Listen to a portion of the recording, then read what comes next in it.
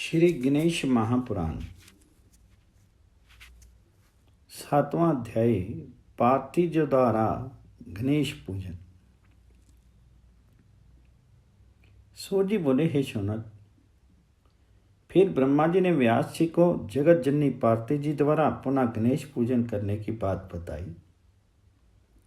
महर्षि भृगु बोले, हे राजन, कार्तिकी पूर्णिमा में त्रिपुरासुर के भस्म होने का समाचार प्राप्त होने पर पार्थिव जी गिरि गुहा से बाहर आए तो अपने पिता हिमाचल और पति देव त्रिपुरारी को कहीं न देख करके वे दुखात हो गई और शोक के कारण रुदन करने लगी।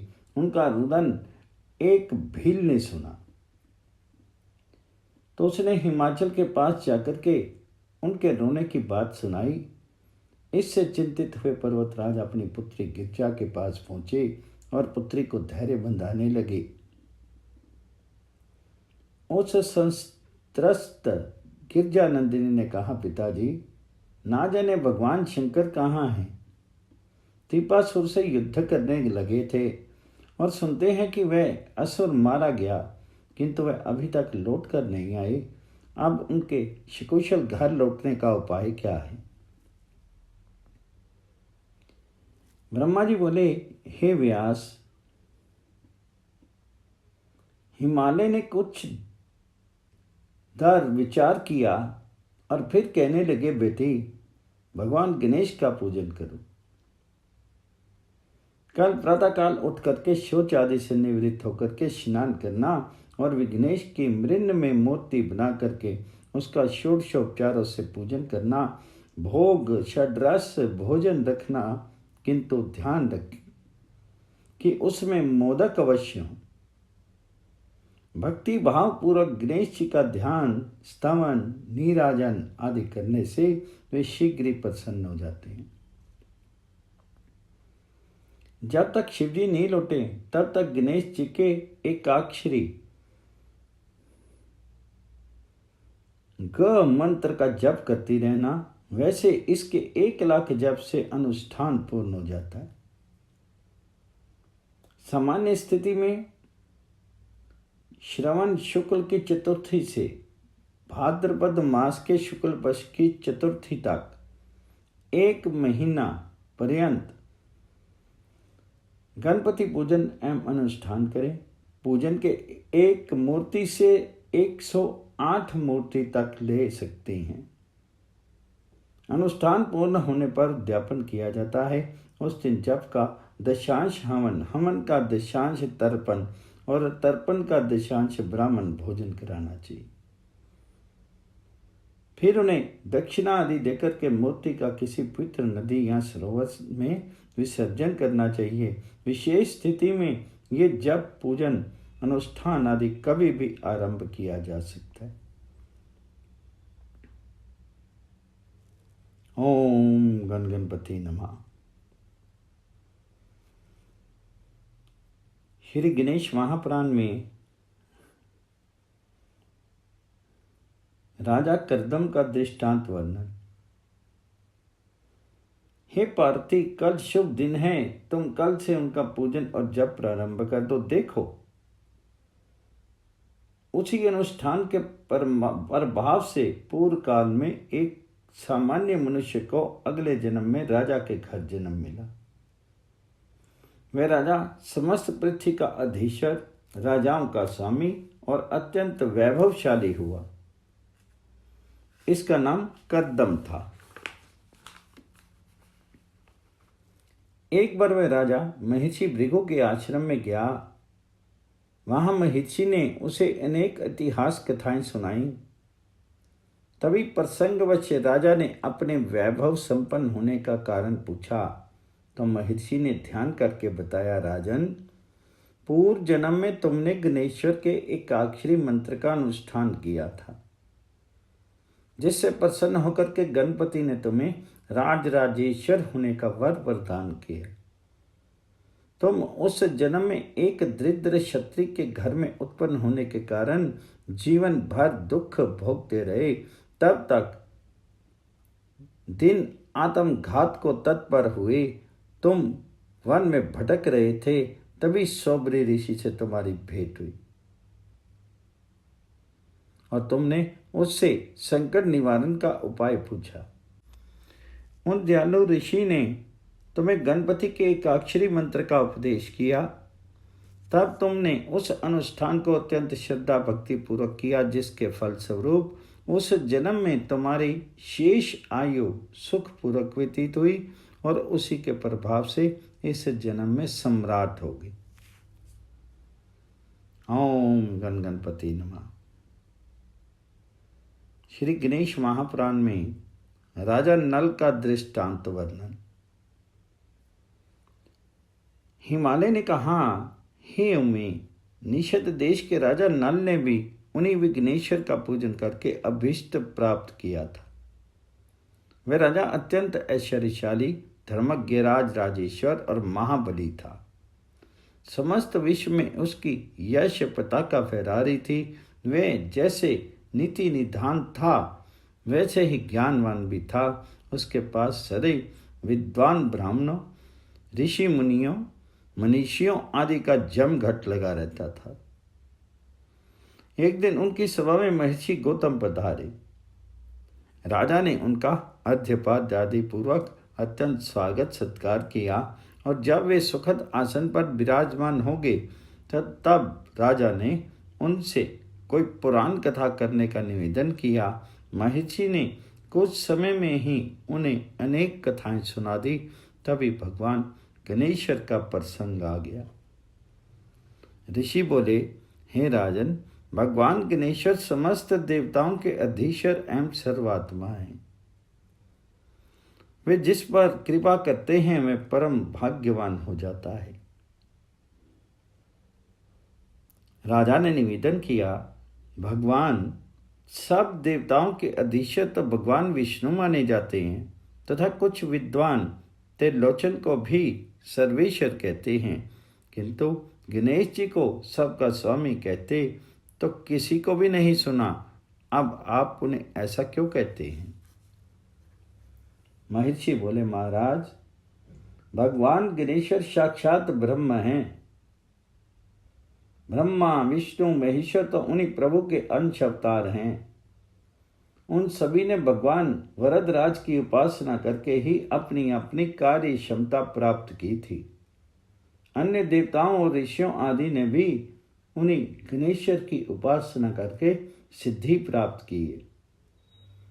ये जितने भी राजे महाराजे हुए हैं वे सब उन्हीं भगवान की कृपा से हुए हैं। हे राजन, तुमको भी इस वैभव की प्राप्ति में उन्हीं गण अध्यक्ष की ही कृपा निश्चित है। महाराज नल ने पूछा, प्रभु, मैंने तो कभी उन भगवान का पूजन आराधन विशेष रूप से नहीं किया है। केवल विभिन्न संस्कारों और देव पूजनों में गणेश जी का जो आदि पूजन होता है वही किया होगा। गौतम ने कहा, राजन, तुमने जो गणेश उपासना की है उसकी बात सुनो। पूर्व जन्म में तुम गौड़ देश के पिप्पल नगर के निवासी थे। तुम्हारा जन्म एक सामान्य क्षत्रिय परिवार में हुआ था। सर्वत्र तिरस्कृत रहने के कारण तुम बहुत दुखित थे। तभी महर्षि कौशिक से तुम्हारी भेंट हुई। तुमने उनसे अपने दुख की बात कह करके उनके निवारण का उपाय पूछा। महर्षि ने कृपा पूर्वक गणेश जी के एकाक्षरी मंत्र के प्रभाव से इस जन्म में तुम अत्यंत ऐश्वर्यवंत राजराजेश्वर हुए हो। हिमालय ने कहा, हे पुत्री, राजा चित्रांगद की साधी पत्री को भी अपने पति का वीर्य दुख प्राप्त हुआ था, जिनका निवारण गणेश्वर के पूजन से ही हुआ था।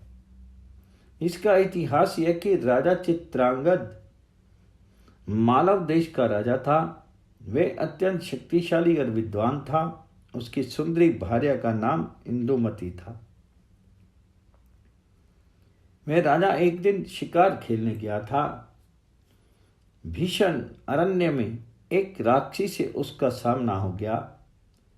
वह राक्षसी राजा पर आसक्त हो गई। उसने राजा से परिणय निवेदन किया, किंतु राजा ने उसकी बात नहीं मानी। इससे क्रुद्ध हुई राक्षसी राजा को खाने के लिए दौड़ी। ये देख कर के राजा वहां से भागकर एक सरोवर में जा छिपा, किंतु वही कुछ नाग कन्याएं स्नानार्थ आई और राजा को देख करके उस पर लुब्ध हो करके और वे उसे बलपूर्वक अपने साथ पाताल लेकर लोक में लिवा ले गई और उनसे प्रणय निवेदन करने लगी। हे पार्थी, राजा ने उसका प्रस्ताव अस्वीकार कर दिया। इससे वे नाग कन्याएं भी रुष्ट हो गई और उन्होंने राजा को बंधन में डाल दिया। उधर रानी इंदुमती पति को ना लौटने से बड़ी चिंतित हुई। उसने राजा के वियोग में अच्छा भोजन एवं आभूषण आदि का भी त्याग कर दिया और दिन रात रोती रहती। एक दिन भ्रमण करते हुए नारद जी वहां आ पहुंचे। उन्होंने रानी को अधिक व्याकुलता देखी तो दयापूर्वक बोले, महारानी, इस विपत्ति से छुटकारा पाने का उपाय तुम्हें बताता हूं, सुनो। भगवान विघ्न नाशक समस्त संकटों को दूर करने में समर्थ हैं। तुम उनका पूजन करके 1 मास तक उनके एकाक्षरी मंत्र का जप करो। इस अनुष्ठान से तुम्हारी कामना अवश्य पूर्ण हो जाएगी। नारद जी अनुष्ठान विधि बता करके चले गए। रानी ने धैर्य धारण कर शुभ दिन में प्रातःकाल स्नान आदि से निवृत्त होकर के श्री गणेश्वर की वृंद में मूर्ति स्थापित कर विधिवत षोडशोपचार पूजन स्तवन नीराजन करके जप का आरंभ कर दिया और 1 मास तक 1 लाख जप का अनुष्ठान पूर्ण कर हवन ब्राह्मण भोजन दान पुण्य आदि कर प्रतिमा का विसर्जन किया। हे उमे, रानी प्रसन्न चित्त से उन विघ्न नाशक प्रभु का फिर भी स्मरण करती रही। तभी भगवान गणेश्वर ने बुद्धि देवी को नाग कन्याओं के प्रेरणार्थ प्रेषित किया, जिससे उन्होंने तुरंत ही राजा को कारागार से बाहर निकाला और उसे स्नान करा करके वस्त्र आभूषण पहनाई और सम्मान पूर्वक उसके राज्य में वापस भेज दिया। ये गणेश जी के आराधना का प्रभाव था कि रानी को अपने प्राणपति की प्राप्ति हो गई। ये कहकर के हिमालय चुप हो गए।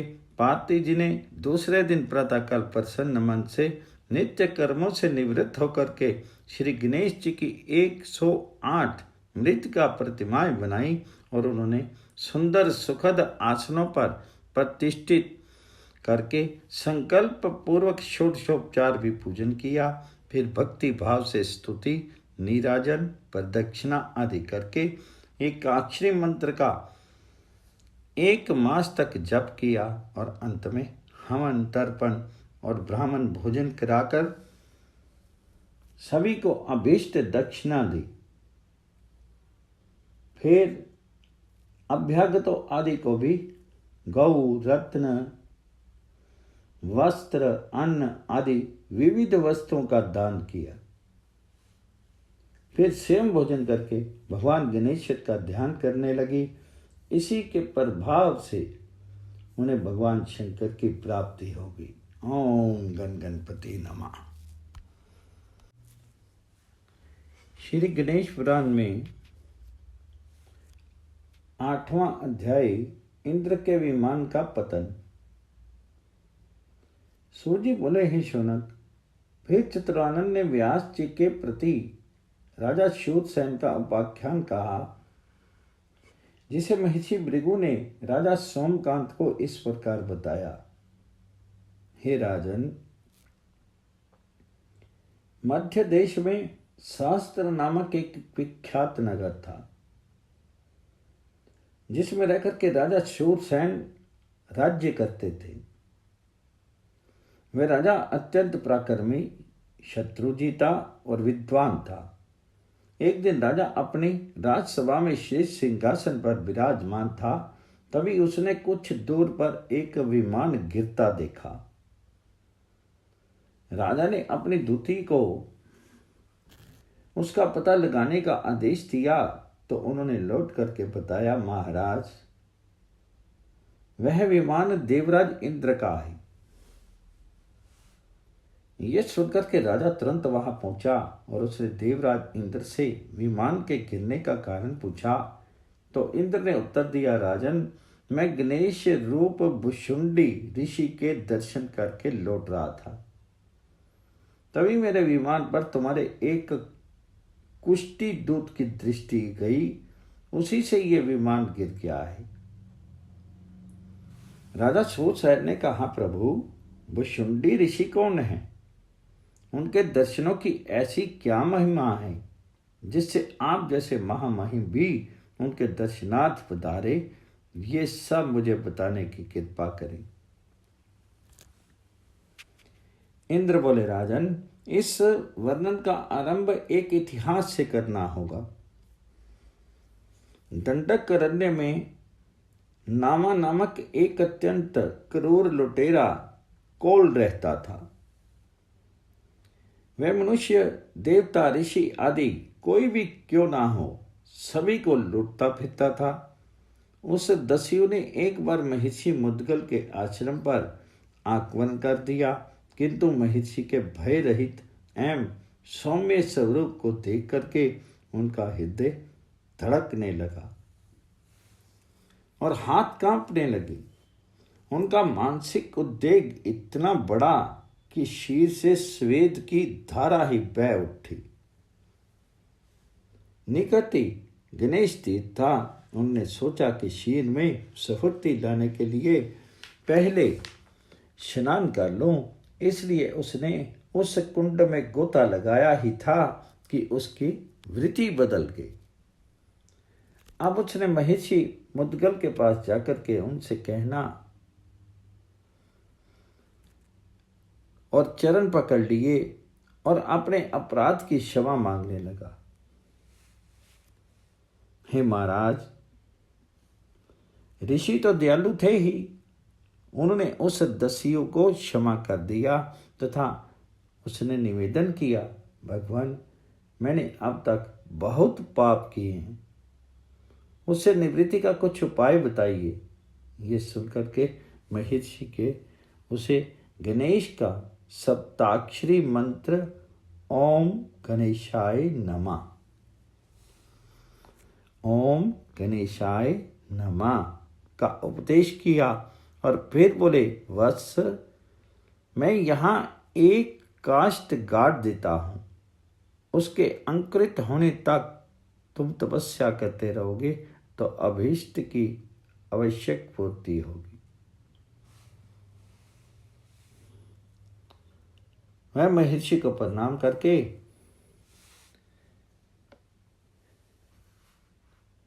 वन में मंत्र जपता हुआ तपस्या करने लगा। उसे तप करते करते 1,000 वर्ष व्यतीत हो गए। तब सहसा वह लकड़ी अंकुरित हो गई। उसी समय महर्षि मुद्गल ने उसे दर्शन दिए और उसे सुंदर एवं दिव्य देह युक्त करके अपना पुत्र बना लिया। तदुपरांत उन्होंने उसे गणेश्वर का एकाक्षरी बीज मंत्र दिया। उसने उस मंत्र का अत्यंत भक्ति भाव से अनुष्ठान किया तथा अनुष्ठान के समाप्त होने पर उनकी भ्रुकुट से एक सूंड निकल पड़ी। तभी से उनका नाम भुशुंडी हो गया।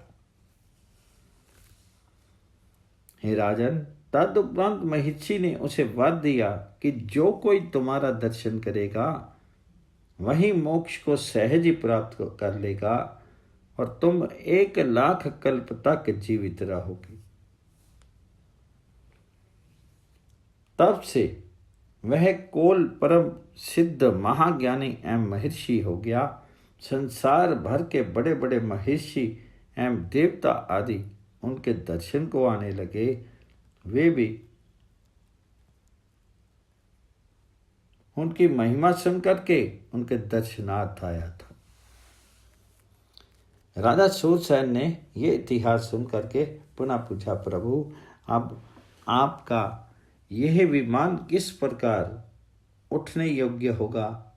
इस पर इंद्र बोले, राजन, तुम्हारे राज्य में कोई संकटी व्रत करने वाला पुण्य आत्मा जब अपने 1 वर्ष का पुण्य देगा तब ये उठेगा। ओम गण गणपति नमः। श्री गणेश पुराण में गणेश्वर के संकष्टी व्रत का इतिहास। जब राजा ने पूछा कि देवराज वह व्रत किस प्रकार किया जाता है, तो उन्होंने उत्तर दिया, नृपेश्वर, मैं तुम्हें एक इतिहास सुनाता हूँ। पुरा काल में कृतवीर्य नामक एक राजा हो गया है। उसकी पत्नी सुगंधा अति रूपवती और साध्वी थी। उसे कोई संतान नहीं हुई। राजा ने अनेक पुत्रेष्टि यज्ञ किए तो भी कोई फल नहीं निकला। अमात्यों ने परामर्श दिया, महाराज अब तो निवास पूर्वक तपश्चर्या कीजिए। राजा के परामर्श उचित प्रतीत हुआ। उसने अमात्यों को राज्य की रक्षा का भार सौंपा और पत्नी सहित वन में चला गया। इस प्रकार दंपति घोर तपस्या करने लगा। एक दिन नारद जी की पितृलोक से गए थे तो वहां उनकी भेंट कृतवीर्य के पितरों से हुई। उनके कुशल क्षेम पूछने पर नारद जी ने कहा कि कृतवीर्य को जब तक स्वर्ग की प्राप्ति कराने वाले पुत्र की प्राप्ति नहीं होगी तब तक वह पत्नी सहित कठिन तप करता रहेगा, और यदि पुत्र की प्राप्ति नहीं हुई तो वह इसी प्रकार अपने प्राण दे देगा। तदुपरांत देव ऋषि यमलोक में पहुंचे। वहां उन्होंने भुशुंडी ऋषि के माता पिता को अग्नि में कुंभी पाक में दग्ध होते हुए देखा। उनको बड़ी दया आई। उन्होंने भुशुंडी ऋषि के पास जाकर के उनकी दशा का वर्णन करने के पश्चात कहा, मुनिवर, आपने माता पिता कुंभी पाक नरम में पड़े हुए हैं और घोर दुख भोग रहे हैं, उनके उद्धार का कुछ उपाय कीजिए। तब भुशुंडी ऋषि ने अपने संकष्टी व्रत का पुण्य सभी पितरों के लिए दे दिया, जिससे उनके माता पिता सहित अन्य सब पितर भी मुक्त होगी। राजा ने पूछा, हे देवेंद्र, आपने भुशुंडी के पितरों के मुक्त होने का वृत्तांत तो कहा, किंतु कृतवीर्य के विषय में नहीं बताया कि उसके पितरों ने नारद जी को क्या उत्तर दिया। वह भी बताने की कृपा कीजिए। देवराज बोले, नरेंद्र, उसका भी उत्तर सुनो।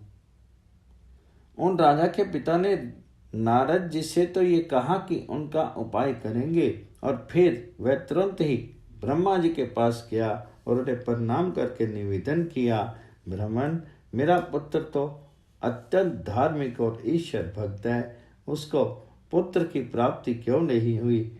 यह सुन करके ब्रह्मा जी बोले, तुम्हारे पुत्र ने पूर्व जन्म में ब्रह्म हत्या की थी। वह नंदोर नामक नगर में निवास करता था। उसने धन के लोभ में 12 वेदज्ञ ब्राह्मणों को मार डाला और उनका धन लेकर के अपने घर आ गया। उस दिन माघ मास की कृष्ण पक्ष की चतुर्थी थी तथा जब वह घर आया था उस समय चंद्र उदय हो चुका था। उसने अपने समस्त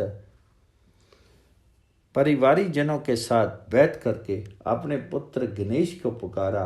तब वह आ गया। तब सभी ने भोजन किया। तदुपरांत उसकी मृत्यु हो गई। हे राजन, उस दिन वह दिन भर भूखा रहा और गणेश का उच्चारण करके भोजन किया।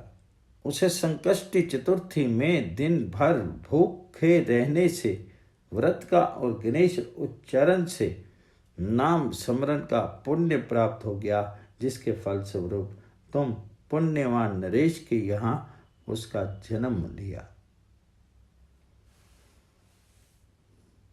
और तुम्हारे पश्चात उसे राज्य पद की प्राप्ति होगी। अब यदि वह संकष्ट चतुर्थी को व्रत करे तो उसकी ब्रह्म हत्या छूट करके पुत्र लाभ हो सकता है। ये सुनकर के कृतवीर का पिता अपने स्थान पर लौट आया और अपने पुत्र को संकष्ट व्रत करने का की स्वप्न में प्रेरणा दी। तब राजा ने यह व्रत करके गणेश जी का और चंद्रमा का पूजन किया, जिसके प्रभाव से उसे सुंदर पुत्र की प्राप्ति होगी। ब्रह्मा जी बोले, हे व्यास, इंद्रदेव से गणेश जी के पूजन, व्रत, जप आदि की ऐसी महिमा सुनकर के राजा सूरसेन ने अपने राज्य में ढिंढोरा पिटवा करके घोषणा की कि जिस किसी ने संकष्टी व्रत किया हो वह राजा के समक्ष उपस्थित हो। राजा उसे अभीष्ट धन प्रदान करेंगे। यद्यपि उस राज्य में गणेश जी का उक्त व्रत करने वाले कई गणेश भक्तों का निवास था, तथापि उन्हें उस घोषणा से यह आशंका हुई कि कहीं राजा कोई दंड ना दे। संभव है कि अभीष्ट धन देने की बात लोग दिलाने के लिए ही कहलाई हो।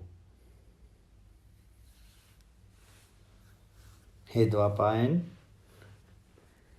इस भय से कोई भी राज्यसभा में जाने का इच्छुक नहीं था, किंतु तब भी एक व्यक्ति वहां पहुंचकर बोला, राजन, मैंने निरंतर कई वर्षों तक संकष्टी चतुर्थी में व्रत किए हैं। यदि आप मेरे कार्य को ठीक समझते हो तो आज्ञा कीजिए, मैं क्या करूं?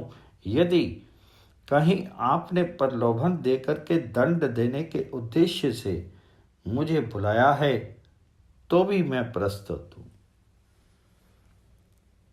दंड की बात सुनकर के राजा को हंसी आ गई।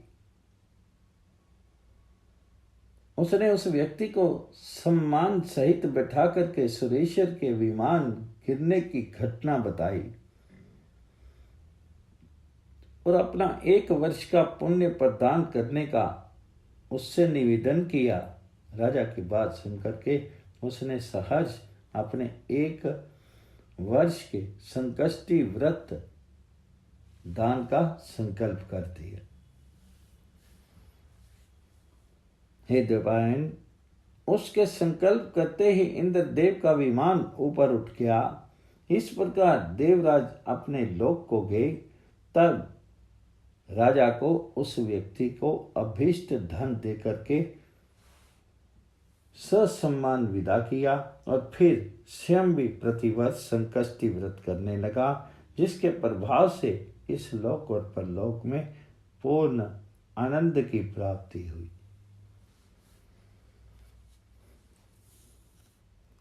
व्यास जी ने पूछा, हे ब्राह्मण, संकष्टी व्रत का आपने इतना अधिक महात्म्य बताया है, किंतु कुछ विद्वान अन्य चतुर्थियों में व्रत करना श्रेष्ठ मानते हैं, तब कौन सी बात ठीक है?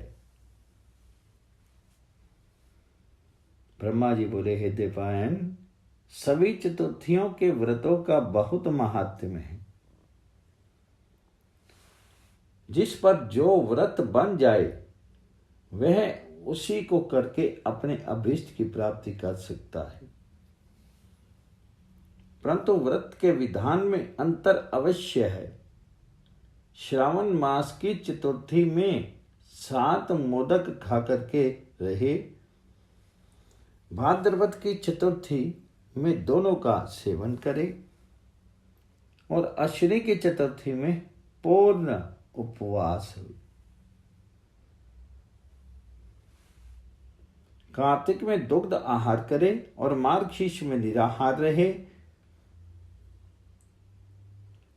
पौष मास में गोमूत्र, माघ में तिल और फागुन में घृत शर्करा सेवन करे। चैत्र में पंचगव्य, वैशाख में शतपत्र, ज्येष्ठ में केवल घृत और आषाढ़ में केवल मधु खाना चाहिए। यह प्रत्येक मास की चतुर्थी के व्रत का विधान मैंने तुम्हें बता दिया है। ओम गण गणपति नमः।